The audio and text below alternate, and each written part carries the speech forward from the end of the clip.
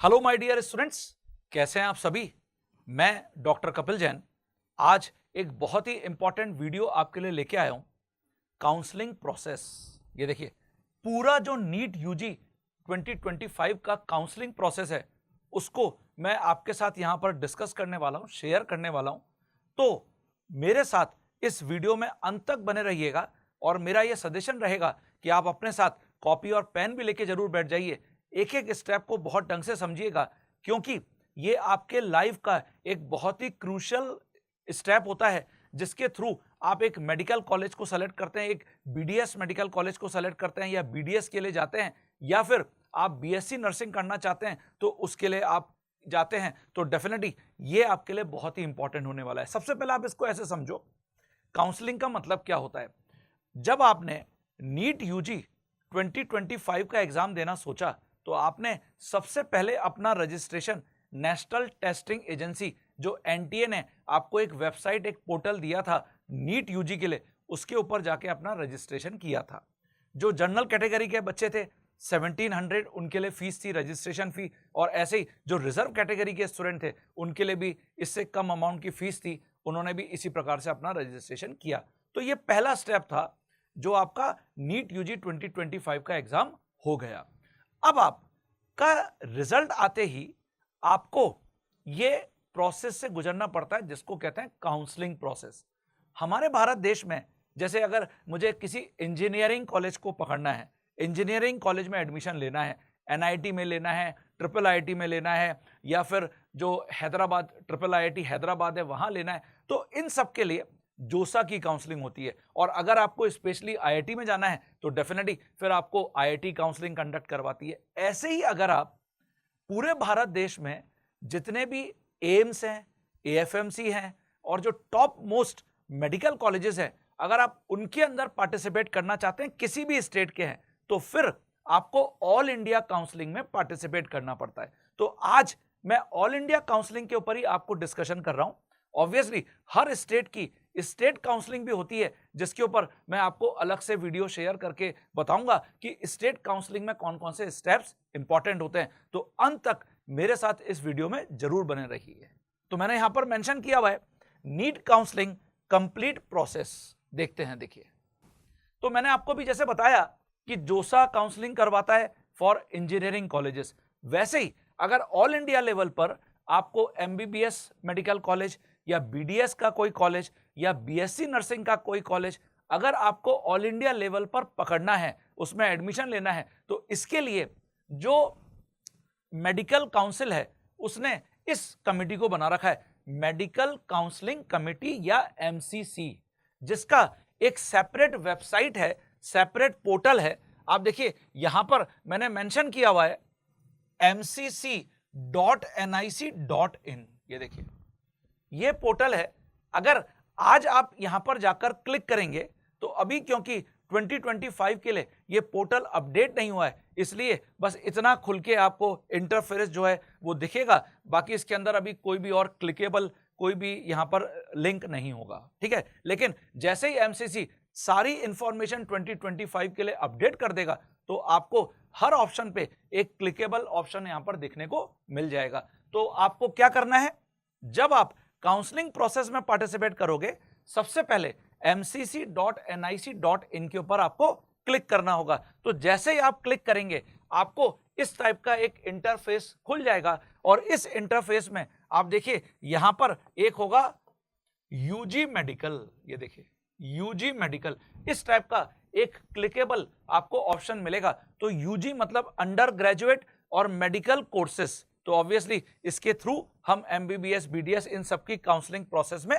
Participate कर सकते हैं। तो आगे बढ़ जाता हूं मैं। जैसे मैं यहां पर क्लिक करूंगा, अब देखिए ये मुझे इस क्लिकेबल ऑप्शन के ऊपर इस टाइप से पूरा इंटरफेस देखने को मिल गया, यूजी मेडिकल काउंसलिंग। तो जब मैं इसको क्लिक करूंगा तो इस टाइप का मुझे इंटरफेस दिखेगा जिसके ऊपर मैं यहां पर देख रहा हूं कि करंट इवेंट्स लिखे हुए हैं। जब 2025 का जो आपका एमसीसी का पोर्टल है ये अपडेट हो जाएगा, इसमें सबसे टॉप पर आपको दिखेगा काउंसलिंग स्केड्यूल।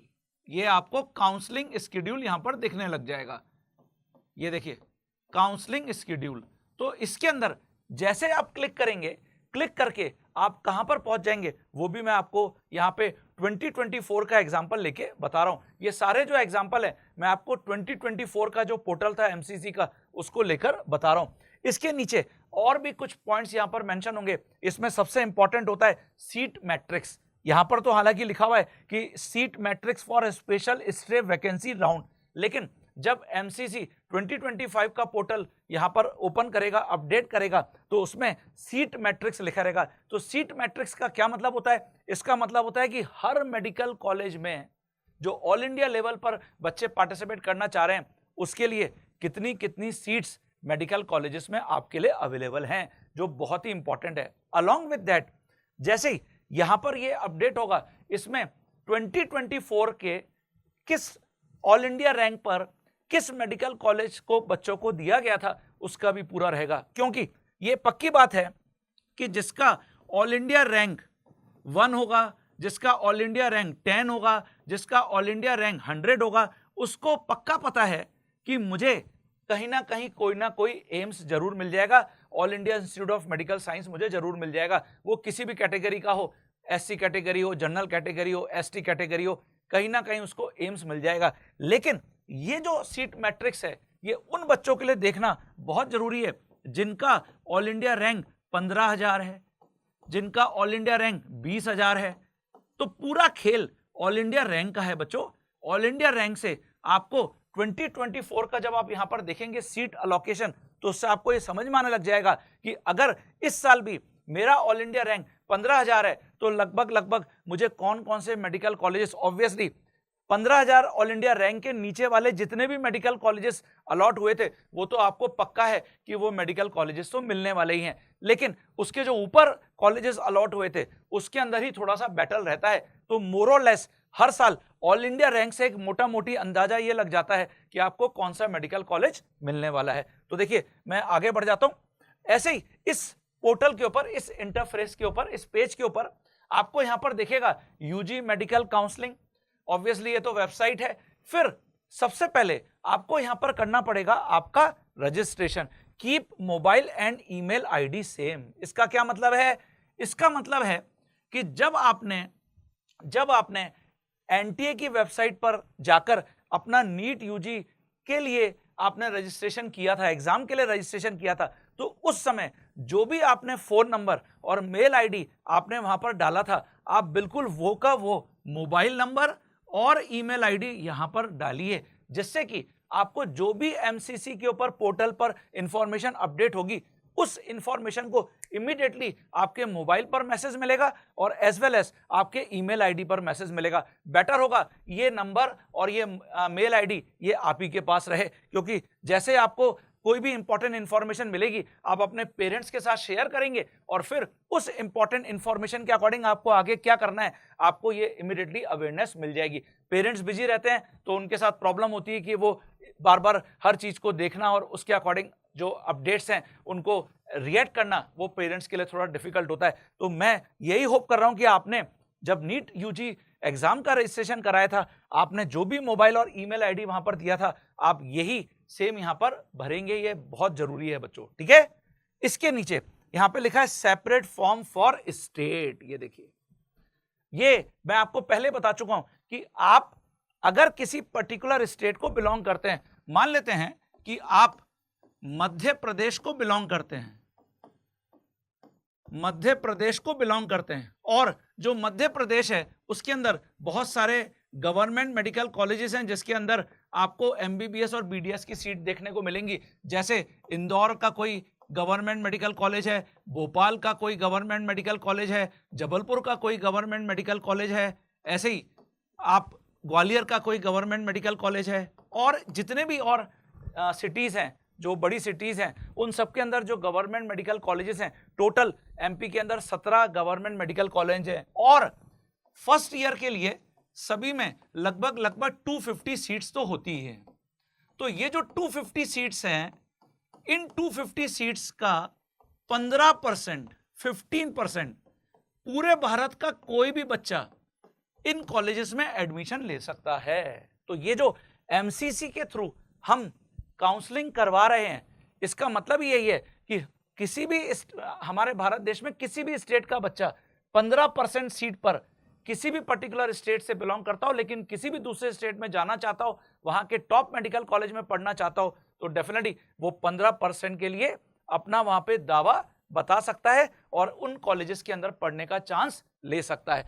तो ये सभी को क्लियर होना जरूरी है कि सर मैं एमसीसी के थ्रू 15% कोटा पर फाइट कर रहा हूं, तो इसका मतलब क्या है। तो अगर पूरे एमपी के अंदर मान लेते हैं कि गवर्नमेंट जो सीट्स हैं उन सबको मिला लें तो 2000 लगभग सीट्स मान लेते हैं, तो 2000 का 15% सीट पर पूरे भारत के अदर स्टेट्स के बच्चे वो फाइट कर सकते हैं। तो मुझे लगता है सभी को क्लियर हो गया है।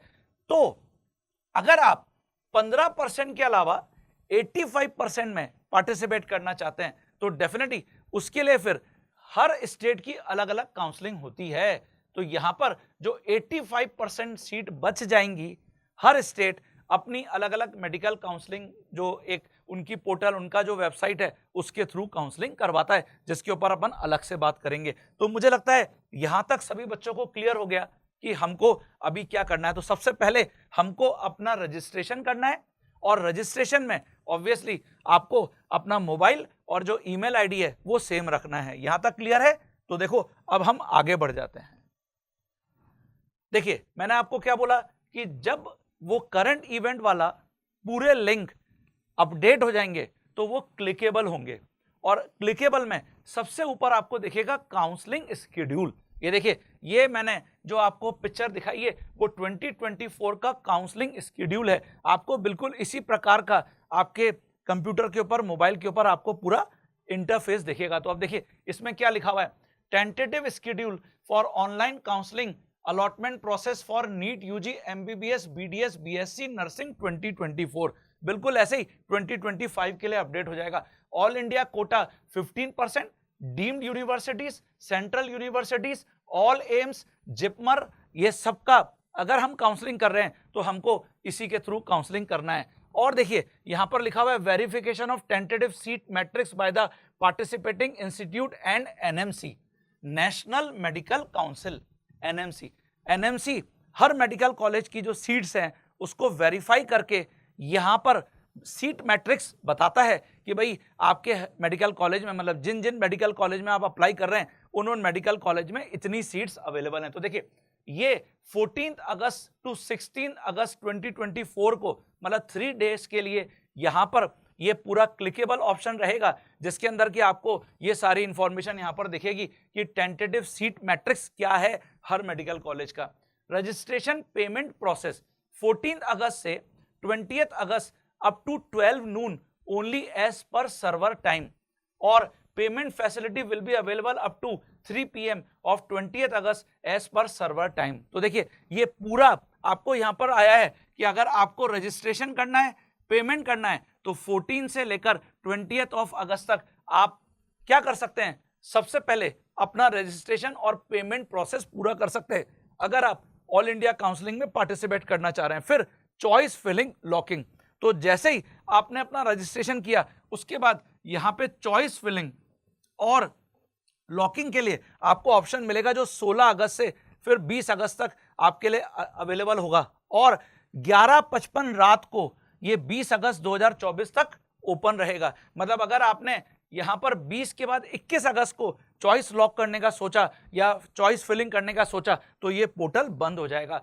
तो ये बहुत इंपॉर्टेंट है कि एक एक डेट को आप अपने सामने एकदम रख लीजिए, प्रिंट आउट निकाल के रख लीजिए, सो दैट कि ये उस समय काम आएगा। क्योंकि कई बच्चे इतने लेट लतीफ होते हैं कि सोचते हैं कि अरे बाद में कर लेंगे, आराम से कर लेंगे, पता चला कि 20 अगस्त डेट थी और इसकी जगह 21 अगस्त हो गया और 22 अगस्त हो गया, तो फिर आप कुछ भी नहीं कर पाएंगे, आप एक तरीके से काउंसलिंग प्रोसेस से बाहर हो जाएंगे। तो ये फिर देखिए प्रोसेसिंग ऑफ सीट अलॉटमेंट, मतलब आपने ये पूरा प्रोसेस किया, अब ऑनलाइन ही आपको पोर्टल पर, इसी पोर्टल पर आपको दिखने लग जाएगा 21 अगस्त से लेके 22 अगस्त कि आपको कौन से मेडिकल कॉलेज में सीट अलॉट हो गई है, सीट अलॉटमेंट, ये बहुत इंपॉर्टेंट होगा। फिर ये आ गया देखिए 23 अगस्त रिजल्ट, आपको रिजल्ट एक दिन के लिए दिखने लग जाएगा कि भाई किन किन बच्चों का जो सीट अलॉटमेंट है ये हो गया है। रिपोर्टिंग ज्वाइनिंग, अब जैसे ही फर्स्ट राउंड की काउंसलिंग का ये रिजल्ट आ जाता है, फर्स्ट राउंड में बच्चों ने सब अपना रजिस्ट्रेशन पेमेंट सब कर दिया है, तो रिपोर्टिंग आपको जो भी मेडिकल कॉलेज अलॉट होता है आप उसकी उसी मेडिकल कॉलेज में जाके डॉक्यूमेंट वेरिफिकेशन कराते हैं, तो इसको कहते हैं रिपोर्टिंग ज्वाइनिंग। तो इसका टाइम देखिए 24 अगस्त से 29 अगस्त, मतलब 6 दिन आपको दिए जाएंगे कि आप उस पर्टिकुलर मेडिकल कॉलेज में जाके अपना रजिस्ट्रेशन करा लीजिए, अपना वहां पर जो भी आपके डॉक्यूमेंट्स कॉलेज ने डिमांड करी है उनको पूरा वेरीफाई करा लीजिए, और वहां पर अगर आपको वो कॉलेज पसंद आ रहा है, जो भी आपको आपने चॉइस भरी थी और आपको जो सीट अलॉट हुई उस पर्टिकुलर मेडिकल कॉलेज में, तो आप यहां पर जाके अपना पूरा प्रोसेस कंप्लीट कर लीजिए। और verification of joint candidates data bye institute, sharing of data bye MCC. तो देखिए ये बहुत इंपॉर्टेंट है, ऑब्वियसली ये कॉलेज वाला पार्ट है कि कॉलेज जब ये स्टूडेंट अपने डॉक्यूमेंट्स वेरीफाई कराने चले जाते हैं इन 6 दिनों के अंदर, उसके बाद जो एमसीसी है उसके साथ ये पर्टिकुलर मेडिकल कॉलेज अपना पूरा डेटा कि इन बच्चों ने जो मेडिकल कॉलेज इनको दिया गया था वो मेडिकल कॉलेज ले लिया है फर्स्ट राउंड के अंदर, और अब जो खाली सीटें बच जाएंगी आप उसके ऊपर वापस सेकेंड राउंड की काउंसलिंग के लिए सीट मैट्रिक्स को अलॉट कर सकते हैं। तो देखिए ये पूरा प्रोसेस होते होते 14 अगस्त से स्टार्ट हुआ था और 30 अगस्त तक चला गया, 31 अगस्त तक चला गया, मतलब एक राउंड की काउंसलिंग जो फर्स्ट राउंड की काउंसलिंग है उसको होते होते ऑल इंडिया लेवल पर 15 दिन निकल चुके हैं, 15 से 16 दिन। अब आगे बढ़ जाते हैं, ये देखिए ये आ गया सेकेंड राउंड। सेकेंड राउंड में भी बिल्कुल सेम प्रोसेस है, ये 4 सितंबर से स्टार्ट हुआ और 21 सितंबर 22 सितंबर पर जाकर खत्म हुआ है, लगभग इसमें भी 15 से 16 दिन फिर आपको दिए जा रहे हैं। ऐसे ही इसके बाद देखिए फिर थर्ड राउंड हो गया, ये थर्ड राउंड है। थर्ड राउंड के अंदर भी बिल्कुल सेम 25 सितंबर से स्टार्ट हुआ और 15 अक्टूबर पे जाके खत्म हो गया। बाकी सारे स्टेप सेम है, जो बच्चे फर्स्ट राउंड में किसी कॉलेज को नहीं ले पाए उनको सेकेंड राउंड में नहीं ले पाए तो थर्ड राउंड। अब थर्ड राउंड के बाद जो लास्ट राउंड है इसको अपन स्ट्रे वैकेंसी राउंड भी कहते हैं, स्ट्रे वैकेंसी राउंड, इसके ऊपर अपन आगे बात कर रहे हैं। तो इस प्रकार का इंटरफेस आपको अपने कंप्यूटर पर देखने को मिलेगा, इससे प्रॉपरली अपनी पूरी आप डेट्स को जो है प्रिंट आउट निकाल के रख लीजिए और डेट्स के अकॉर्डिंग आप अपने जो चॉइस फिलिंग है, चॉइस लॉकिंग है, रजिस्ट्रेशन कब करना है, पेमेंट कब करना है, ये सब आप कर सकते हैं। तो ये सभी मुझे लगता है बच्चों को क्लियर हो गया। तो अगर आप ऑल इंडिया लेवल पर किसी भी पर्टिकुलर मेडिकल कॉलेज को लेना चाह रहे हैं तो इस पूरे प्रोसेस को यहां पर समझना और देखना जरूरी है। तो आगे बढ़ रहा हूं मैं। अब देखिए हमने अभी पीछे देखा राउंड 1, राउंड 2, राउंड 3 और जिसको हम राउंड 4 या स्ट्रे वैकेंसी राउंड भी कहते हैं, इसका क्या मतलब है। सबसे पहले जो राउंड 1 है उसमें आपने समझा कि आपको ऑप्शन दिया गया चॉइस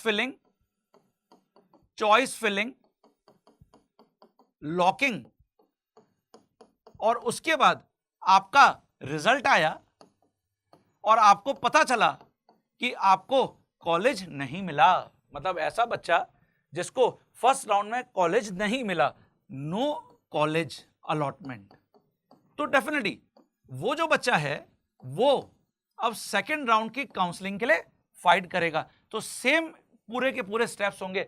देखिए first round, second round, third round, इन सब में आपको जो भी करना है वो आपको ऑनलाइन करना है, आपको कहीं किसी कॉलेज में नहीं जाना है। सिर्फ डॉक्यूमेंट वेरीफाई कराने के लिए आपको कॉलेज में जाना होता है। उसके बाद तो जब आपकी क्लासेस लगना शुरू हो जाएंगी मेडिकल कॉलेज में, केवल तभी आपको वहां पर फिजिकली जाके रिपोर्ट करना है। तो ये सब प्रोसेस ऑनलाइन है, केवल इसको छोड़कर ये ऑफलाइन है। ये मैं आपको आगे बता देता हूं। स्ट्रे वैकेंसी राउंड भी इसको बोलते हैं। तो जिस बच्चे को कॉलेज मिल गया राउंड 1 में, वेल एंड गुड, और उसने कॉलेज ले भी लिया तो बहुत अच्छी बात है। लेकिन कई ऐसे भी बच्चे होते हैं जिसको कॉलेज मिला लेकिन मनपसंद कॉलेज नहीं मिला, तो वो सारे बच्चे या फिर जिस बच्चे को कोई भी कॉलेज नहीं मिला वो राउंड 2 में वापस सेम प्रोसेस करते हैं। क्या सेकेंड राउंड के अंदर मुझे अलग से रजिस्ट्रेशन फी या फिर जो सिक्योरिटी डिपॉजिट है वो करना पड़ता है? नहीं बच्चों, आपने एक बार जो अपना रजिस्ट्रेशन करा लिया है वो, और आपने उसके लिए जो पेमेंट कर दिया है वो एक बार है, वन टाइम है। आपको हर राउंड के लिए अलग अलग कोई भी रजिस्ट्रेशन अमाउंट या सिक्योरिटी डिपॉजिट नहीं करना है। तो ये बहुत जरूरी है बच्चों। तो चॉइस फिलिंग यहां पर आपने किया, लॉकिंग किया, आपको रिजल्ट पता चला, और आपको इसमें पता चला कि दिस टाइम आपको राउंड 2 के अंदर एक सीट मिल गई है, तो डेफिनेटली उसके बाद फिर वही आप डॉक्यूमेंट वेरिफिकेशन कराने के लिए उस मेडिकल कॉलेज में जाएंगे।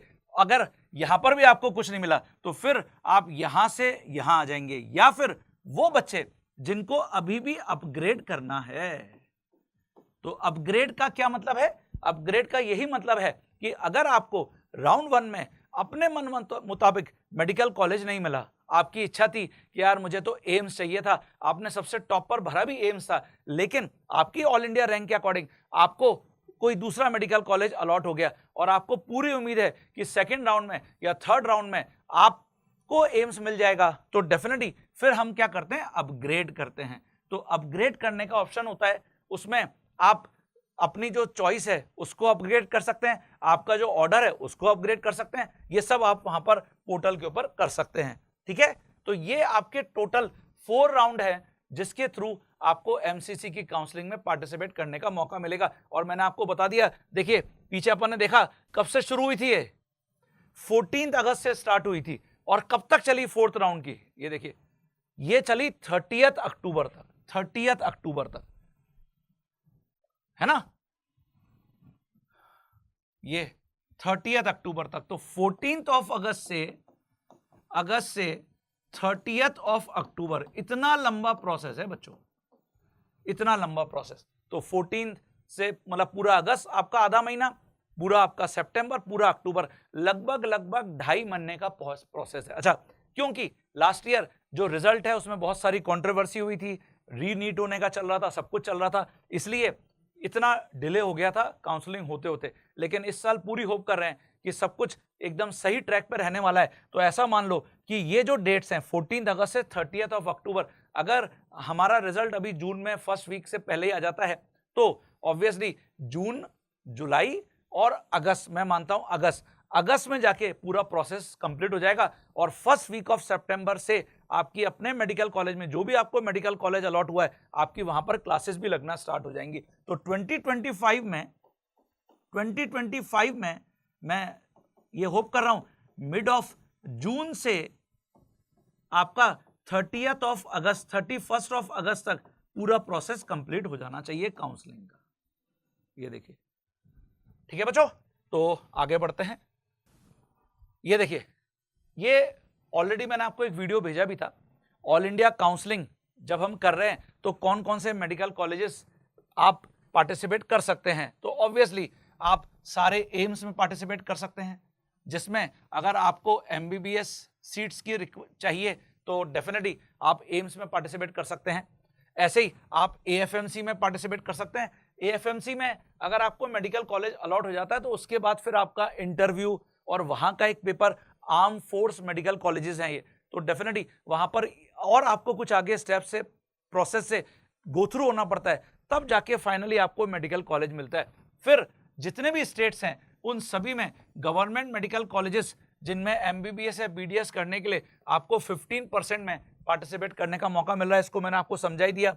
बनारस हिंदू यूनिवर्सिटी, जिपमर हो गया, जामिया मिलिया इस्लामिया के जो इंस्टीट्यूट्स हैं वो हो गया। फिर डीम्ड यूनिवर्सिटीज क्या भी आपको, जो मैं चॉइस लॉकिंग का बताऊंगा तो मैं आपको डीम्ड यूनिवर्सिटीज का बताऊंगा, ये प्राइवेट यूनिवर्सिटीज हैं, ठीक है ना। ऐसे ही जो ईएसआईसी है, एम्प्लॉय स्टेट इंश्योरेंस कॉर्पोरेशन, अगर हम ईएसआईसी को बिलोंग करते हैं, जो पेरेंट्स के पास ईएसआईसी सर्टिफिकेट है, वो 15% सीट इनके लिए अलग से होती है, उसमें पार्टिसिपेट कर सकते हैं। ऐसे ही जो एएमयू है वो आप वहां पर पार्टिसिपेट कर सकते हैं, और सारे बीएससी नर्सिंग प्रोग्राम्स या फिर इनके साथ जो अलाइड और इंस्टीट्यूट्स हैं आप उसमें पार्टिसिपेट कर सकते हैं। तो ये ऑल इंडिया काउंसलिंग में सारे जो कॉलेजेस पार्टिसिपेट कर रहे हैं, आप इन सभी कॉलेजेस में पार्टिसिपेट कर सकते हैं। तो देखिए, अगर आपको ये पता है कि भाई मेरा ऑल इंडिया रैंक 5000 है, 5000 है, ऑल इंडिया रैंक 5000 है, तो डेफिनेटली आपको ये जो पीछे कॉलेजेस हैं इनमें से कोई ना कोई मेडिकल कॉलेज 100% मिलने ही वाला है।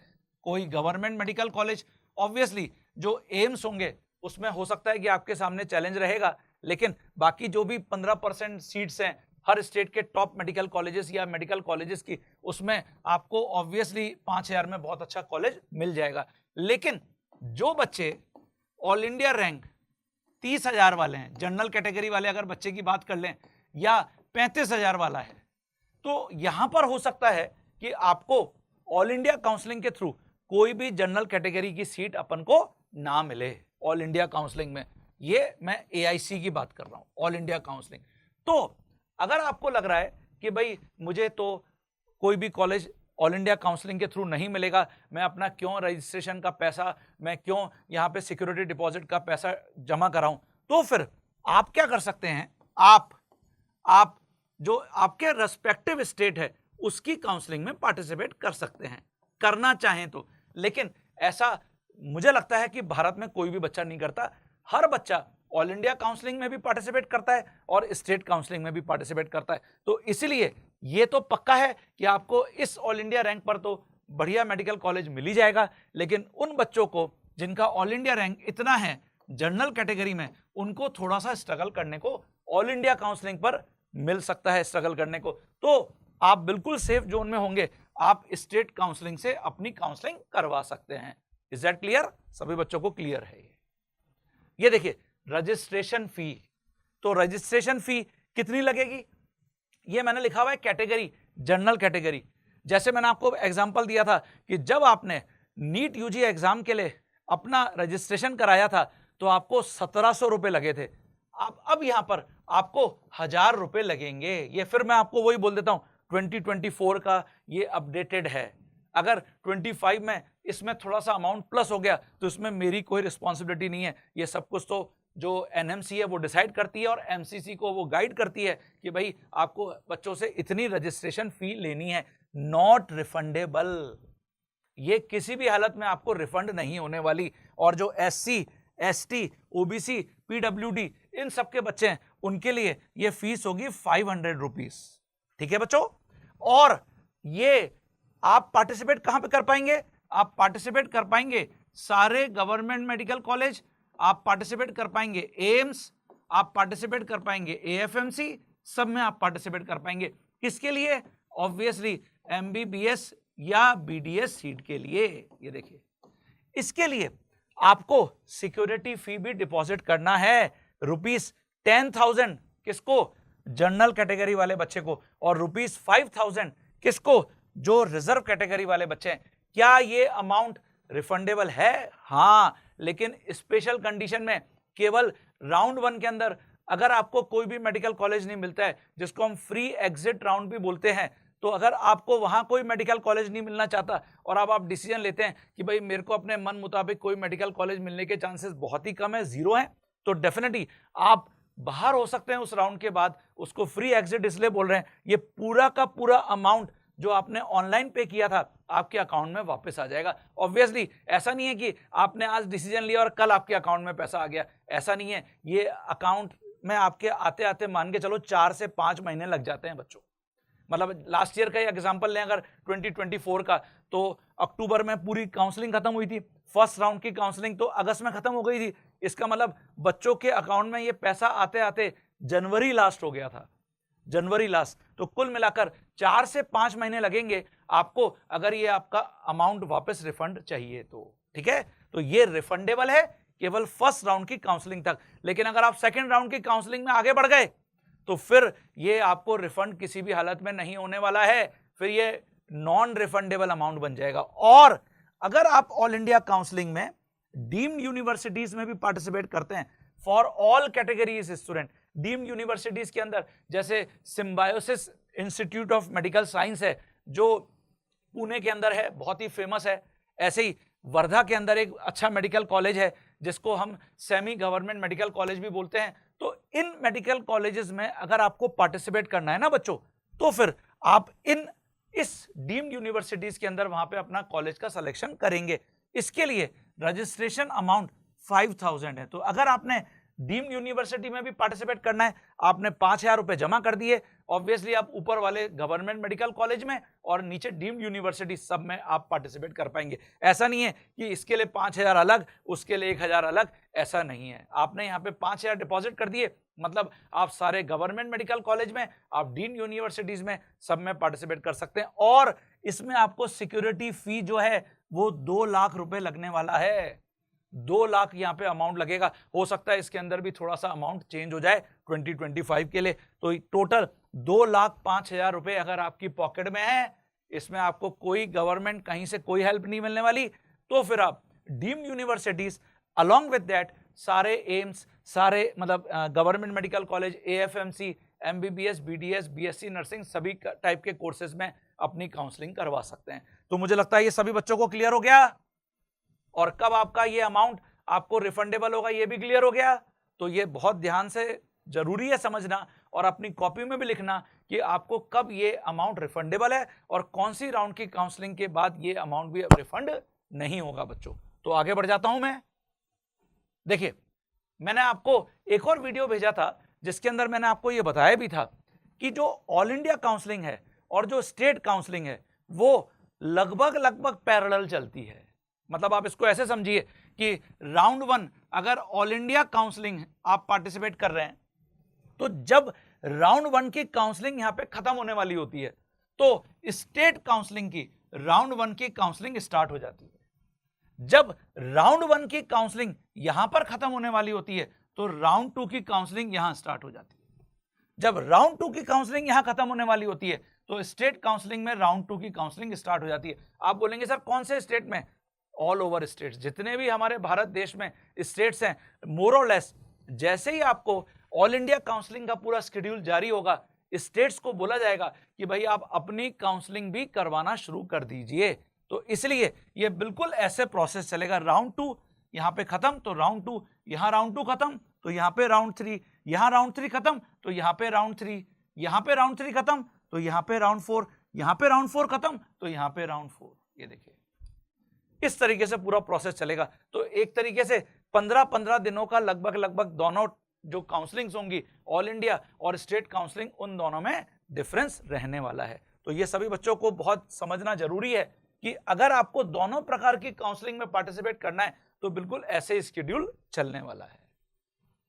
ये देखिए, अगर आपको ऑल इंडिया काउंसलिंग के थ्रू राउंड 1 में कोई भी कॉलेज अलॉट हो गया तो डेफिनेटली आपको उस कॉलेज में फिजिकली अपना डॉक्यूमेंट वेरिफिकेशन कराने जाना पड़ेगा। तो document required for NEET UG 2025 counselling, most case में मतलब ये मान के चलो कि प्रोबेबिलिटी यही सारे डॉक्यूमेंट्स की। ऑब्वियसली इसमें कुछ पर्टिकुलर स्टेट के अंदर सर्विस बॉन्ड जो रूरल बॉन्ड होता है, या फिर अलग अलग प्रकार के स्टेट्स में कुछ और इसमें एड ऑन डॉक्यूमेंट्स होते हैं। ऑल इंडिया काउंसलिंग में मोर और लेस ये सारे डॉक्यूमेंट्स आपको लगने वाले हैं। पहला, नीट एडमिट कार्ड। ऑब्वियसली आप सभी बच्चों के पास अपना जो नीट का एडमिट कार्ड है वो होगा। कई बच्चे ऐसे होते हैं कि अरे एग्जाम खत्म, चलो फेंक दिया, अब इसका क्या काम आएगा। ये गलत है। आपके पास अगर नहीं है, आप वापस जो नीट की आपने जहां पे रजिस्ट्रेशन कराया था नीट यूजी के लिए, आप वहां पर से जाके डाउनलोड जरूर कर लीजिए। फिर जैसे आपका रिजल्ट आएगा, आपको नीट 2025 का एक स्कोर कार्ड मिलेगा जिसको अपन रैंक लेटर भी बोलते हैं। इसके अंदर आपका स्कोर, आपको कितना स्कोर मिला आउट ऑफ 720 वो लिखा रहेगा, आपको ऑल इंडिया रैंक और हर सब्जेक्ट में आपकी परसेंटाइल, ये सब आपको यहां पर मेंशन होगा। ठीक है। इसके साथ साथ क्लास 10 का सर्टिफिकेट, क्लास 10 की मार्कशीट, ऑब्वियसली ये स्कूल की तरफ से जारी होती है। डेट ऑफ बर्थ का वेरिफिकेशन कराने के लिए, वो चाहे आपने नीट यूजी का जब फॉर्म फिल किया था और अभी जब आप काउंसलिंग प्रोसेस में पार्टिसिपेट करेंगे, आपको ये लगने वाला है, बहुत ही जरूरी है। ऐसे क्लास 12 का certificate, obviously date of birth के लिए ये ऊपर वाला जो है 10 क्लास का सर्टिफिकेट यही काम आता है। तो 12 क्लास का सर्टिफिकेट एंड मार्कशीट, 10 क्लास का सर्टिफिकेट एंड मार्कशीट, ये आपको रखना है अपने साथ। आईडी प्रूफ, मोस्ट प्रोबेबली आधार कार्ड सभी बच्चों के पास होता है, किसी केस में ड्राइविंग लाइसेंस, पैन कार्ड अगर आपके पास नहीं भी है तो चलेगा, आपका Aadhaar card is sufficient ID proof के लिए। फोटोग्राफ्स, बहुत सारी फोटोग्राफ जो आपने नीट यूजी का एग्जाम देने के लिए रजिस्ट्रेशन फॉर्म में अपनी फोटोग्राफ लगाई थी, वही फोटोग्राफ की मल्टीपल कॉपीज निकाल के बच्चों रख लो। लगभग 50 कॉपी आप अपने पास रख लो। मैंने तो यहाँ पे 8+ लिखा है क्योंकि आप ऑल इंडिया काउंसलिंग में भी पार्टिसिपेट कर रहे हैं, उसके बाद फिर स्टेट काउंसलिंग में भी पार्टिसिपेट करेंगे, सब जगह आपको फोटो लगने वाली है। प्रोविजनल अलॉटमेंट लेटर, अगर आपको राउंड 1 या राउंड 2 में कॉलेज अलॉट हो गया तो इस टाइप का ऑनलाइन एमसीसी पोर्टल पर ही, ऑन एमसीसी पोर्टल आपको प्रोविजनल अलॉटमेंट लेटर मिलेगा, जो जब आप डॉक्यूमेंट वेरिफिकेशन कराने जाएंगे आपको फिजिकली ये लेटर कॉलेज अथॉरिटी को देना पड़ेगा। Submit to college authority. Okay, तो ये बहुत इंपॉर्टेंट होगा। इसका प्रिंट आउट आप ऑनलाइन ही निकाल सकते हैं। अगर आप ऑब्वियसली किसी कास्ट, पर्टिकुलर कास्ट को बिलोंग करते हैं, जनरल कैटेगरी वाले बच्चे को छोड़ दीजिए, एससी, एसटी, ओबीसी, तो कास्ट सर्टिफिकेट आपके पास होना चाहिए। आप पर्सन विद डिसेबल कैटेगरी के हैं तो आपके पास पीडब्ल्यूडी सर्टिफिकेट होना चाहिए। डोमिसाइल सर्टिफिकेट, ये तो आपको स्टेट काउंसलिंग में लगेगा, इन स्टेट काउंसलिंग। ओके, ऐसे ही ईएसआईसी सर्टिफिकेट, ये आप अगर 15% जो ईएससी सीटें हैं उसमें पार्टिसिपेट कर रहे हैं तो ये लगेगा। माइग्रेशन सर्टिफिकेट, इनकम सर्टिफिकेट, ये जनरली कुछ स्टेट्स जो अलग से बच्चों को स्कॉलरशिप देते हैं उसमें लगेगा, स्टेट काउंसलिंग। तो ये सारे आपके पास डॉक्यूमेंट्स की एक अच्छी खासी ओरिजिनल डॉक्यूमेंट की फाइल होनी चाहिए, और इसके साथ साथ 2 से 3 कॉपीज भी इसकी आपके पास रेडी होनी चाहिए बच्चों। ये सभी डॉक्यूमेंट्स बहुत जरूरी होंगे। किसी भी प्रकार का कोई भी फेक काम मत करिएगा, पहले से ही सारे डॉक्यूमेंट्स को रेडी कर लीजिए, क्योंकि अगर किसी भी स्टेप पर ये पता चला कि आपने अपना फेक डॉक्यूमेंट प्रोड्यूस करा है तो डेफिनेटली आप कॉलेज से पूरे आगे 4-5 साल के लिए डीबार हो सकते हैं, बाहर हो सकते हैं, फिर आपको मेडिकल कॉलेज में पढ़ने का मौका नहीं मिलने वाला है। तो आगे बढ़ते हैं। ये देखिए, ये मैंने कुछ डमी यहाँ पे बना रखे हैं, जैसे यहाँ ये माध्यमिक विद्यालय परीक्षा 2022 secondary school examination 10th class की ये मार्कशीट सर्टिफिकेट है। ऐसे senior secondary school certificate examination, ये 12th क्लास की मार्कशीट है। बिल्कुल इसी प्रकार की आपको सीबीएसई से सर्टिफिकेट जो स्कूल मैनेजमेंट है वो आपको देता है। तो ये सब, क्योंकि रिजल्ट ऑलमोस्ट सभी आ चुके हैं, 12th क्लास का रिजल्ट आ चुका है, तो डेफिनेटली आप अपने स्कूल मैनेजमेंट से जाके ये जरूर ले लेंगे। ये ऐसे ही मूल निवासी प्रमाण पत्र, मतलब जो डोमिसाइल सर्टिफिकेट है, मध्य प्रदेश का ही मैंने एक एग्जांपल ले रखा है, ऐसे हर स्टेट का अलग अलग मूल निवासी प्रमाण पत्र बनता है। ये माइग्रेशन सर्टिफिकेट है, ये देखिए, ये वही स्थायी निवासी पत्र। अच्छा, ये स्कोर कार्ड है, ये देखिए स्कोर कार्ड। तो स्कोर कार्ड में आपको यहाँ पे फिजिक्स में मार्क्स, केमिस्ट्री में मार्क्स, बायोलॉजी के अंदर मार्क्स, टोटल इतने मार्क्स, इसी प्रकार से ऑल इंडिया रैंक आपकी नीट में क्या है, आपका स्कोर क्या है, total marks obtain out of 720, ये सब आपको यहाँ पे इस के अंदर दिख रहा है। तो बिल्कुल सेम आपका स्कोर कार्ड नीट यूजी 2025 के लिए आने वाला है। अब काउंसलिंग करते कैसे हैं, फाइनली हम इस स्टेप पर आ गए। तो मुझे लगता है आपको स्टेप नंबर 1 पूरा क्लियर हो गया। आपको सबसे पहले क्या कराना पड़ गया, रजिस्ट्रेशन कराना पड़ गया, और इसके लिए मैंने आपको क्या बताया, ईमेल आईडी और फोन नंबर की रिक्वायरमेंट आपकी होगी, और ये वही होने चाहिए जो आपने नीट यूजी एग्जामिनेशन के लिए जब आप अपियर होना चाह रहे थे उस समय आपने एनटीए की जो ऑफिशियल वेबसाइट थी नीट यूजी के लिए, उसके ऊपर आपने दिए थे। तो ये वही होना चाहिए। उसके बाद आपने पेमेंट कर दिया, रजिस्ट्रेशन करा लिया, ऑब्वियसली आपने सिक्योरिटी जो डिपॉजिट है ये भी आपने करा लिया। अब आ जाते हैं स्टेप नंबर 2 पर, चॉइस फिलिंग एंड लॉकिंग। तो ये बहुत क्रूशियल स्टेप है पूरी काउंसलिंग प्रोसेस का, चॉइस फिलिंग। बच्चा क्या करता है, जैसे मान लेते हैं कि हमको एम्स चाहिए, ऑब्वियसली अगर मेरा ऑल इंडिया रैंक मान लेते हैं 100 है, मुझे एम्स चाहिए, तो चॉइस फिलिंग में जैसे आपने लास्ट ईयर का देखा कि यार ऑल इंडिया रैंक 100 पर तो ये एम्स मिल रहा है, ऊपर वाला तो एम्स मिल ही नहीं रहा, तो फिर ऊपर वाले को क्यों भरूं, ये गलत स्ट्रेटजी होती है। आप हमेशा जो टॉप एम्स हैं, जैसे ऑल इंडिया जो मेडिकल साइंस है उसके अंदर न्यू दिल्ली का जो दिल्ली का एम्स है वो सबसे टॉप पर है, तो टॉप से शुरू करके आप बॉटम तक चलिए, टॉप 1 फिर टॉप 2 फिर टॉप 3। ऑब्वियसली इसमें अगर आपकी चॉइस है कि भाई मुझे तो, क्योंकि मैं इस पर्टिकुलर सिटी के अंदर बिलोंग करता हूं और इसी पर्टिकुलर सिटी में एम्स भी है, तो फिर मुझे यही एम्स चाहिए होगा, मैं दिल्ली जाके क्यों पढ़ाई करूंगा, तो फिर वो आपकी चॉइस हो जाएगी। तो ये सभी बच्चों को समझ में आना चाहिए कि चॉइस फिलिंग का एक प्रॉपर ऑर्डर हो। अब जैसे हम उस बच्चे की बात करते हैं जिसका ऑल इंडिया रैंक 25,000 है, मैं इसकी बात करता हूं, तो अब ये बच्चा सोचेगा कि सर 2023 के अंदर या 2024 के अंदर तो 25,000 रैंक पर ये वाला कॉलेज मिला था, ये तो मिले ही नहीं थे, तो फिर मैं इनको अपनी चॉइस में क्यों सेलेक्ट करूं। ये गलत है बिल्कुल। आप हमेशा जब भी चॉइस फिल कर रहे हैं, हमेशा स्टार्ट करिए टॉप मेडिकल कॉलेज से, एम्स से ही स्टार्ट करिए, उसके बाद आप एएफएमसी से स्टार्ट करिए, आप उसके बाद बीएचयू या जो जामिया मिलिया इस्लामिया इंस्टीट्यूट है वहीं पर जाइए, या फिर एएमयू पे जाइए। फिर जो भी स्टेट्स हैं उनके टॉप मेडिकल कॉलेजेस को सबसे ऊपर रखिए। समझ रहे हैं आप? मतलब आप ये बिल्कुल मत सोचिए कि मेरा अगर ऑल इंडिया रैंक 25,000 है, मुझे इनमें से तो कुछ मिलने ही नहीं वाला, तो फिर मैं इनको क्यों चॉइस फिलिंग में रखूं।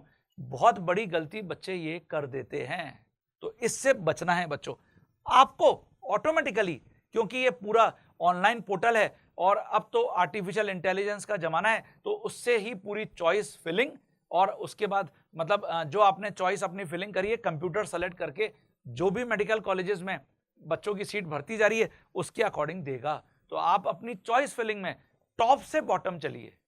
समझ रहे हैं? ऐसा नहीं कि पहले बॉटम वाले कॉलेज को भर देते हैं फिर सबसे लास्ट में टॉप वाले मेडिकल कॉलेज को भरेंगे, ये गलत होता है। फिर इसके बाद आता है लॉकिंग। तो लॉकिंग में वहां पर पोर्टल पर आपको एक ताला टाइप का बना हुआ दिखता है कि जैसे आपने चॉइस फिलिंग किया उसी के सामने ताला, उसको लॉक करते चले गए, लॉक करते चले गए, लॉक करते चले गए। या अगर आप लॉक नहीं भी करेंगे तो ऑटोमेटिकली वो लॉक हो जाती है। और आप क्या इसको अप एंड डाउन कर सकते हैं कि यार पहले आपने ये किया, जब तक कि आप फाइनली अपनी सारी चॉइस को लॉक नहीं कर देंगे आप बिल्कुल इसको ऊपर और नीचे स्क्रॉल कर सकते हैं कि आपको लगा कि यार मैंने पहले लॉक मतलब जो किया था वो एम्स भोपाल को किया था, लेकिन मुझे इसको सही करना है कि मुझे पहले एम्स दिल्ली करना है फिर मुझे एम्स भोपाल करना है, तो डेफिनेटली आप ये कर पाएंगे। वहां पे बिल्कुल क्लियरली पोर्टल पे आपको दिखेगा। ठीक है बच्चों, अब हुआ क्या, स्टेप 3 में आपको सीट अलॉटमेंट मिल गया। सीट अलॉटमेंट मिल गया तो डेफिनेटली आपको क्या करना पड़ेगा, उस पर्टिकुलर मेडिकल कॉलेज में जाकर रिपोर्ट करने पड़ेंगे। जैसा भी हमने पीछे समझा, अपने सारे जो डॉक्यूमेंट्स हैं वो आपको वहां पर वेरीफाई कराने पड़ेंगे। अब देखिए यहां पर समझिए, ये बहुत जरूरी है जहां पे बच्चे फिर गलती करते हैं। क्या, एक वो बच्चा होता है कि जो सोचता है कि यार मुझे राउंड वन में अपने मन मुताबिक कॉलेज नहीं मिला, कोई कॉलेज मिला, लेकिन मैं इस कॉलेज में एडमिशन नहीं लेना चाहता, तो मैं इस कॉलेज को छोड़ देता हूं, इसमें अपना डॉक्यूमेंट वेरीफाई नहीं कराता और मैं यहां पर इस सीट को नहीं लेता। तो एक तरीके से वो यहां पर फ्री एग्जिट कर गया। और अब आ जाता है राउंड 2 में। तो राउंड 2 में हो सकता है कि जो यहां पर आपको मेडिकल कॉलेज मिला था उस मेडिकल कॉलेज को, क्योंकि आपने यहां पर इस कॉलेज को नहीं लिया, आपने फ्री एग्जिट कर दिया, तो उसकी जगह किसी दूसरे बच्चे को वो मेडिकल सीट पहले ही मिल गई है राउंड 1 में। और अब आपको राउंड 2 में जो ये मेडिकल कॉलेज मिल रहा था वो भी नहीं मिल रहा है, क्योंकि आप यहां से तो फ्री एग्जिट कर चुके हैं, आप राउंड 2 में आ गए हैं। आपने वहां पर अपनी जो सीट है उस पर्टिकुलर मेडिकल कॉलेज में जाके आपने डॉक्यूमेंट अपना वेरीफाई नहीं कराया, आपने मेडिकल कॉलेज में रिपोर्ट नहीं किया और वो सीट आपके हाथ से चली गई। और आप अब राउंड 2 में इंतजार कर रहे हैं कि यार राउंड 2 में जो मेरा मन मुताबिक मेडिकल कॉलेज है वो मुझे मिल जाएगा तो मैं सीट ले लूंगा, लेकिन आपको अपना मन मुताबिक मेडिकल कॉलेज भी नहीं मिला और ये जो राउंड 1 में आपको मेडिकल कॉलेज मिल रहा था वो भी नहीं मिल रहा है। तो ये तो बहुत बड़ा ब्लंडर मिस्टेक हो जाती है। कई बच्चों के इस चक्कर में वो मेडिकल कॉलेज से बाहर हो जाते हैं। तो मेरा आप सभी बच्चों को ये सजेशन रहेगा, आपको जो भी अपना मेडिकल कॉलेज मिल रहा है आप वहां पर अपना डॉक्यूमेंट वेरीफाई करा लीजिए, क्योंकि आज की तारीख में बहुत स्ट्रगल है, एक तरीके से पूरा बैटल है ये। एक एक सीट के लिए बच्चे पूरे भारत में इतने सारे बच्चे फाइट कर रहे हैं, तो इसलिए किसी भी छोटी गलती के कारण जो एक बहुत बड़ी मिस्टेक हो सकती है कि मेरा एक पूरा साल ही मुझे ड्रॉप करके आगे फिर पढ़ना पड़ सकता है। तो इसलिए बिल्कुल ऐसा मत करिए। आप क्या करिए, राउंड 1 में आप इस कॉलेज की जो सीट है इसको लॉक कर दीजिए और वहां पे वेरीफाई करा लीजिए डॉक्यूमेंट्स, और अब आप राउंड 2 में अपग्रेड वाले ऑप्शन पर आइए। तो इससे फायदा ये हो रहा है कि आपको राउंड 1 में जो मेडिकल कॉलेज मिला था वो तो आपके हाथ में है ही, और अब आप अपग्रेड वाले ऑप्शन पे आके वापस आप जो चॉइस फिलिंग वाला प्रोसेस है, चॉइस फिलिंग, उसको आप चाहें तो पुराना वाला भी रख सकते हैं और आप चाहें तो चॉइस फिलिंग वापस एक नए सिरे से कर सकते हैं राउंड 2 में। और ये मैंने आपको बता दिया, इसके लिए आपको कोई भी अलग से रजिस्ट्रेशन अमाउंट, सिक्योरिटी डिपॉजिट नहीं करना है। ये तो आप वन टाइम एक बार आप यहां पर कर चुके हैं, तो आप राउंड 1, राउंड 2, राउंड 3 सब में आप पार्टिसिपेट करने के हकदार हैं। तो ठीक है, तो आपने या तो अपनी चॉइस फिलिंग ओल्ड रखी या फिर आपने इसको यहां पर अपग्रेड किया और फिर उसके बाद आपने अपग्रेड वाले ऑप्शन पे क्लिक कर दिया। यहां पे आपको फिर एक क्लिकेबल लिंक मिलेगा अपग्रेड। तो अपग्रेड का मतलब होगा कि आप चाहते हैं, ये आपने पोर्टल पे दिखाया कि भाई मैं अपनी सीट को जो मैंने लिया हुआ है वो तो मैं रखना चाहता हूं, लेकिन साथ में मैं अपनी एक दूसरे मेडिकल कॉलेज में, एक मन मुताबिक मेडिकल कॉलेज में अपनी सीट को अपग्रेड करना चाहता हूं। तो इसलिए अभी आपके रिस्क कम है। अपग्रेड हो गया तो बहुत अच्छी बात है, नहीं हुआ तो कम से कम ये मेडिकल कॉलेज तो आपके पास रहेगा ना। लेकिन अगर होशियारी में आपने यहां पर मेडिकल कॉलेज नहीं लिया, फ्री एग्जिट कर गए, राउंड 2 में आए, फिर वापस आपने अपनी चॉइस फिलिंग करी, तो अब आपके पास बिल्कुल भी रिग्रेट करने के लिए कुछ नहीं रहेगा अगर आपको यहां पर मेडिकल कॉलेज नहीं मिला तो इसलिए बिल्कुल होशियार बनने की कोशिश मत करिए। हां, अब आपको वो सारे बच्चे जिसको राउंड 1 में भी कुछ नहीं मिला, तो ऑब्वियसली उसका तो ऑटोमेटिकली फ्री एग्जिट है, वो राउंड 2 में पार्टिसिपेट करेगा। अपग्रेड वाले ऑप्शन पे क्यों करेगा, वो तो राउंड 2 में बिल्कुल सेम ऐसे ही पार्टिसिपेट करेगा, चॉइस फिलिंग, चॉइस लॉकिंग, और फिर राउंड 2 में पार्टिसिपेट करेगा। उसको राउंड 2 में भी कुछ नहीं मिला तो डेफिनेटली राउंड 3 में आ जाएंगे, राउंड 3 में आ जाएंगे। तो राउंड 3 में या तो वो सारे बच्चे जो अपग्रेड कर रहे हैं, या फिर वो बच्चे जिनको कुछ भी नहीं मिला था, राउंड 1 में भी नहीं मिला, राउंड 2 में भी नहीं मिला, वो सारे बच्चे राउंड 3 में यहां पर आ गए हैं। तो न्यू कैंडिडेट्स। तो बच्चों ये एकदम जांचा परखा हुआ है, ठीक है, कि हम होशियार ना बने, बस अपग्रेड करते रहें। अगर हमको मेडिकल कॉलेज राउंड 1 में मिल जाता है, हमको राउंड 1 में कुछ भी नहीं मिला, राउंड 2 में मिला, डेफिनेटली मेरे मन मुताबिक नहीं मिला, तो मैं वापस राउंड 3 में अपग्रेड कर सकता हूं। और ऑब्वियसली जिसको कुछ नहीं मिला राउंड 1, राउंड 2 में, वो यहां पर एक नए कैंडिडेट की तरह वापस पार्टिसिपेट कर सकता है, चॉइस लॉकिंग कर सकता है, चॉइस फिल करके, और फिर सीट को मिलने का इंतजार कर सकता है। ये सब ऑनलाइन चल रहा है, ये सब ऑनलाइन चल रहा है। केवल डॉक्यूमेंट वेरिफिकेशन का मतलब है आपको फिजिकली वहां पे जाके कराना है। अब आप ऐसे रहे जिसमें राउंड 1, राउंड 2, राउंड 3 में कुछ भी नहीं मिला, तो फिर है आपके पास लास्ट राउंड, जिसको अपन स्ट्रे वैकेंसी राउंड भी बोलते हैं। तो राउंड 1, राउंड 2, राउंड 3, राउंड 3 को मॉपअप राउंड बोलते हैं, मॉपअप राउंड। और जो राउंड 4 है वो आपका स्ट्रे वैकेंसी होता है, जो आपको फिजिकली जिस मेडिकल कॉलेज में, ऑब्वियसली आपको ये पता चलता रहेगा कि राउंड 1 के बाद सीट मैट्रिक्स वापस यहां पे आएगा, जिससे आपको पता चलता रहेगा कि कितनी सीट्स अब खाली हैं, वेकेंट हैं। तो इसके बाद फिर राउंड 3 में आपको पता चलता रहेगा कि कितनी सीट्स खाली हैं, वेकेंट हैं। फिर राउंड 4 में आपको पता चलेगा कि कितनी सीट खाली हैं। राउंड 4 तक पहुंचते मान के चलो कि अगर एक मेडिकल कॉलेज में ऑल इंडिया लेवल पे जो 15% कोटा था, उसमें जितनी भी सीट थी, मान लेते हैं कि 50 सीट थी, तो वहां पे अब 50% से, मतलब 50 सीट से कम होते होते वो सीट अब मात्र 2 रह गई हैं, 3 रह गई हैं। तो राउंड 4 में अगर आप पार्टिसिपेट करना चाहते हैं तो डेफिनेटली फिर वो फिजिकल होगा। आपको मेडिकल कॉलेज में जाके जो बच्चा पहले पहुंच जाएगा उसको मेडिकल कॉलेज अलॉट हो जाएगा। तो वो फिजिकल राउंड है, राउंड 4, ठीक है, स्टेप वैकेंसी राउंड। तो अपन आ गए स्टेप 5 पर। ये देखिए, जो भी वेकेंट सीट्स होंगी obviously publish by medical colleges, मतलब जैसा मैंने आपको बताया था वहां पे लिखा हुआ था कि मेडिकल कॉलेज में जो बच्चे ने राउंड 1 में सीट को वहां पे लॉक कर दिया है कि भाई मैं ये मेडिकल कॉलेज लेना चाहता हूं, तो अब जो बच जाएंगी उसको उस पर्टिकुलर मेडिकल कॉलेज रिपोर्ट करेगा एमसीसी को कि भाई इतनी सीट्स अब हमारे पास खाली हैं, अब आप राउंड 2 में केवल इतनी सीट को हमारे मेडिकल कॉलेज के लिए पब्लिश करिएगा। तो ऐसे हर मेडिकल कॉलेज को अपने अपने जो सीट्स हैं, कितनी सीट्स वेकेंट हैं, वो एमसीसी को बताना पड़ेगा और एमसीसी राउंड 2 में, राउंड 3 में ये अपडेट करता रहेगा। तो इसी से सीट मैट्रिक्स बच्चों को पता चलता है, ठीक है। तो ये हो गया स्टेप 5। तो हमने क्या समझ लिया?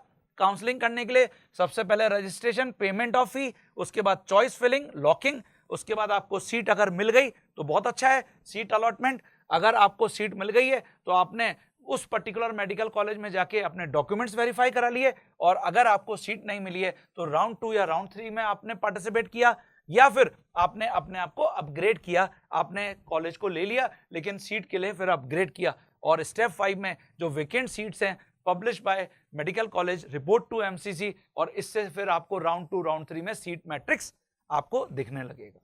तो देखिए, ये फिर पॉइंट बहुत इंपॉर्टेंट है कि आपको मैंने जैसे अभी पीछे समझा दिया है, राउंड 1 में अगर मेडिकल कॉलेज मिल जाता है तो आप उसको ले लीजिए।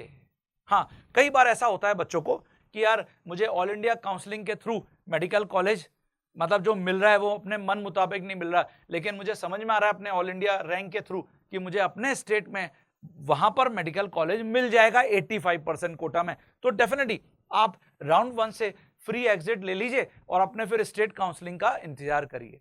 लेकिन अगर आपको होप है कि मुझे ऑल इंडिया काउंसलिंग के थ्रू ही राउंड 1 में नहीं मिला, राउंड 2 में मिल जाएगा, तो यहां पे कॉलेज को पकड़े रखिए और फिर राउंड 2 की काउंसलिंग में पार्टिसिपेट करिए या अपग्रेड करने का ऑप्शन डालिए। और अगर वहां पे भी नहीं मिला तो राउंड 3 की काउंसलिंग में पार्टिसिपेट करने का आपको मौका मिलेगा। तो ये बहुत जरूरी है बच्चों समझना, ठीक है। तो देखिए, मैं यहां पे आपको वापस ये सारे प्रोसेस को ब्रीफ कर देता हूं। लगभग मैंने सारे पॉइंट्स को कवर कर लिया है और ये मैंने आपको समझा भी दिया है कि कैसे काउंसलिंग का प्रोसेस चल रहा है। तो एक बार फटाफट मैं आपको थोड़ा सा समझा देता हूं कि हमने क्या किया। हमने सबसे पहले एमसीसी की जो पोर्टल है mcc.nic.in, उस पर क्लिक किया। मुझे यूजी मेडिकल काउंसलिंग का मुझे ऑप्शन मिला, वहां पे गया, मैंने अपना रजिस्ट्रेशन किया जिसके अंदर सेम मोबाइल और ईमेल आईडी मैंने डाला। अगर आप स्टेट की काउंसलिंग में पार्टिसिपेट करना चाहते हैं, इसके लिए आपको अलग फॉर्म भरना पड़ेगा जिसमें 85% अपने पर्टिकुलर स्टेट में जिसके आप डोमिसाइल हैं वहां पे आप जाएंगे। फिर ये पूरा आपको इसी पोर्टल के ऊपर इंटरफेस दिखेगा। जब यहाँ पे पूरा शेड्यूल जो है काउंसलिंग शेड्यूल वो जारी कर देगी एमसीसी, इस प्रकार से पूरा आपको दिखेगा। पूरा प्रोसेस लास्ट तक 4th राउंड तक आपको वहां पर पूरा शेड्यूल जारी किया जाएगा। उसके बाद आप जब नीट यूजी काउंसलिंग में पार्टिसिपेट कर रहे हैं तो आपके पास टोटल 4 राउंड होंगे, राउंड 1, राउंड 2, राउंड 3 और राउंड 4। कौन कौन से कॉलेजेस में आप पार्टिसिपेट कर सकते हैं ये आपको मैंने यहाँ पे बता दिया। उसके बाद रजिस्ट्रेशन अगर आपको करना है तो डेफिनेटली आपको इतनी फीस डिपॉजिट करनी पड़ेगी। और यह भी मैंने आपको समझा दिया कि just after 15 days of all India counselling round 1, round 2, state की काउंसलिंग के भी राउंड 1, राउंड 2, राउंड 3, राउंड 4 चलते रहते हैं। राउंड 1 बिल्कुल वही है जैसा यहां पर है, फिर राउंड 2, फिर राउंड 3, फिर राउंड 4, और यहां पर आप 85% कोटा के लिए फाइट करेंगे। 85% आप कोटा के लिए फाइट करेंगे। और उसके बाद कौन कौन से डॉक्यूमेंट्स लगेंगे ये आपको मैंने बता दिया। ये डमी डॉक्यूमेंट्स हैं, ये सब आपको मैंने बता दिए। और फिर आपको करना कैसे है। तो बच्चों, ये जो वीडियो है ये आपके लिए एक तरीके से गेम चेंजर, आपका लाइफ चेंजर है। तो इसलिए हर एक स्टेप को समझना और उसके अकॉर्डिंग अपने काउंसलिंग प्रोसेस में पार्टिसिपेट करना, इससे आपको एक टॉप क्लास मेडिकल कॉलेज मिलेगा। तो अगर आपको ये सारे पॉइंट्स समझ में आ गए हों तो डेफिनेटली आप एक एक कमेंट तो जरूर कर सकते हैं कि हाँ सर मुझे सारे पॉइंट समझ में आ गए हैं। और फिर भी अगर आपका कोई कंफ्यूजन है तो आप मुझे कमेंट बॉक्स में जरूर लिख के अपने कंफ्यूजन को पूछिए। अगर मुझे इसके बारे में प्रॉपर इंफॉर्मेशन होगी तो डेफिनेटली मैं आपको देन एंड देयर बताऊंगा कि हाँ आपको ये करना चाहिए। ठीक है, तो मैं होप कर रहा हूं कि ये जो वीडियो है ये आपको अच्छा लगा होगा। आप अपने फ्रेंड्स के साथ, जो भी आपके दोस्त हैं, जो भी आपके और रिलेटिव्स हैं जिनको किसी भी प्रकार की काउंसलिंग में कोई कंफ्यूजन है, आप उनके साथ ये जरूर शेयर कर लीजिए। और ऐसे ही कुछ और इंफॉर्मेटिव जो वीडियोस हैं उसके साथ मैं आपको वापस आऊंगा। हाँ, अगला जो वीडियो मैं आपको दूंगा उसमें मैं आपको चॉइस फिलिंग के जो कुछ ऑप्शंस हैं वो मैं आपको बताता हुआ दिखूंगा। तो मेरे साथ आप वीडियो में, अगले वीडियोस में भी बने रहिएगा। अगर आप पहली बार मेरे चैनल पे आए हैं केमिस्ट्री बाय जैन सर तो उसको सब्सक्राइब जरूर कर लीजिए और बेल आइकन जो बटन है उसको प्रेस जरूर कर लीजिए सो दैट कि इसी प्रकार के इंफॉर्मेटिव वीडियोस आपको फ्यूचर में भी मिलते रहेंगे। तो टिल देन अपना ख्याल रखिए और मस्त रहिए और बस अवेयर रहिए, ये सबसे जरूरी है। Bye bye.